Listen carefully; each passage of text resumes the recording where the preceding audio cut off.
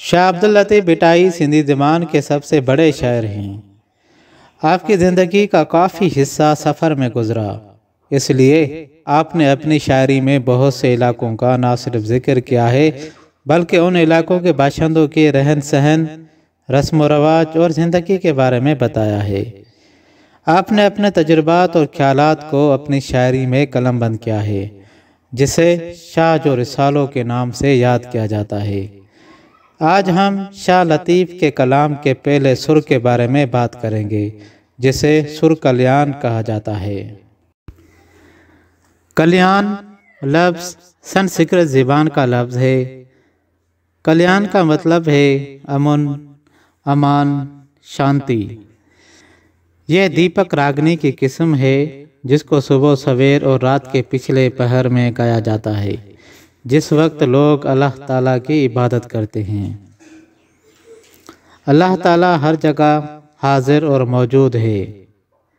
وہ واحد اور اکیلا ہے اور اس کا کوئی شریک یعنی وہ لا شریک لہو ہے۔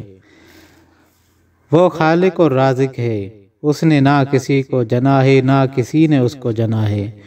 وہ خود ہی تکلیف یا عذاب دیتا ہے اور خود ہی نجات عطا کرتا ہے۔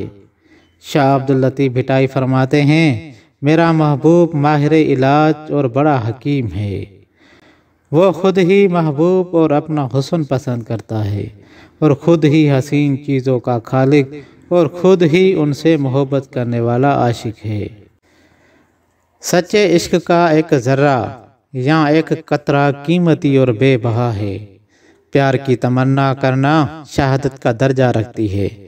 ہمارا فرض ہے کہ اس کی عبادت کریں اور اس کا بھی فضل ہے کہ ہماری حفاظت فرمائے اور اپنے رحم سے ہم کو نوازیں۔ جس کو چاہتا ہے اس کا درجہ بلند فرماتا ہے اور جس کو چاہے اس کو ذلیل اور خوار کرتا ہے۔ اللہ نے قرآن میں فرمایا ہے، تم مجھے یاد کرو تو میں تمہیں یاد کروں گا۔ دل اور اپنے اندر کا سکون اللہ کی عبادت سے ہی ملتا ہے۔ وہ ہر جہان کا خالق، مالک، اعلیٰ، رازق اور رب رحیم ہے۔ شاہ عبداللطیف بھٹائی کا شعر ہے، اول اللہ علیم، اعلیٰ عالم کا دھنی، قادر اپنی قدرت سے قائم اور قدیم، والی واحد وحدہ رازق رب رحیم، مدحت کر اس سچے رب کی، کہہ تو حمد حکیم، وہ والی وہ کریم، وہ جگ کے کام سوارے۔